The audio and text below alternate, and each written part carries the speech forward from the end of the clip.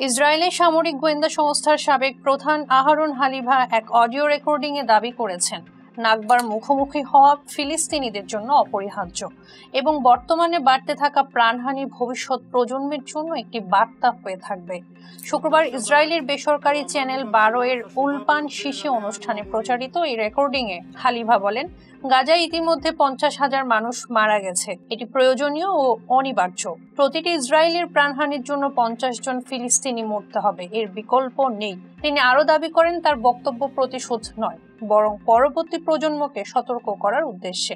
গাজার স্বাস্থ্য মন্ত্রণালয়ের হিসাব অনুযায়ী চলমান ইসরায়েলি হামলার এখন পর্যন্ত 61,890 জনেরও বেশি ফিলিস্তিনি নিহত হয়েছেন, যাদের অধিকাংশই নারী ও শিশু। প্রায় 23 লাখ মানুষ বারবার বাস্তুচ্যুত হয়েছে।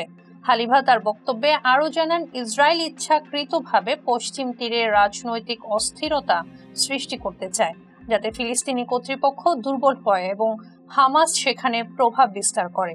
তার দাবি, এভাবেই দুই রাষ্ট্রভিত্তিক সমাধানের পথ বন্ধ হয়ে যাবে। তিনি উল্লেখ করেন, ফিলিস্তিনি কর্তৃপক্ষের আন্তর্জাতিক স্বীকৃতি আছে, কিন্তু হামাসের তা নেই। তাই তাদের বিরুদ্ধে অবাধে সামরিক অভিযান চালানো সম্ভব। তিনি আরও জানান, 2014 সালের গাজা যুদ্ধের পর হামাসকে নির্মূল করার একটি পরিকল্পনা থাকলেও ইসরায়েলের রাজনৈতিক নেতৃত্ব কখনোই তা বাস্তবায়ন করতে চায়নি, কারণ কিছু নীতি নির্ধারকের মতে হামাসের উপস্থিতি ইসরায়েলের জন্য কৌশলগতভাবে লাভজনক। 7 অক্টোবরের হামাস নেতৃত্বাধীন আক্রমণের পর থেকে গাজায় ইসরায়েলের ধারাবাহিক বোমা বর্ষণ অব্যাহত রয়েছে। যদিও 2025 সালের জানুয়ারিতে স্বল্প মেয়াদী যুদ্ধবিরতি হয়েছিল, মার্চে তা ভেঙে গেলে ইসরায়েল আবারও পূর্ণ মাত্রায় হামলা শুরু করে। এদিকে মার্কিন প্রেসিডেন্ট ডোনাল্ড ট্রাম্পের প্রশাসন ইসরায়েলি অভিযানে পূর্ণ সমর্থন জানাচ্ছে।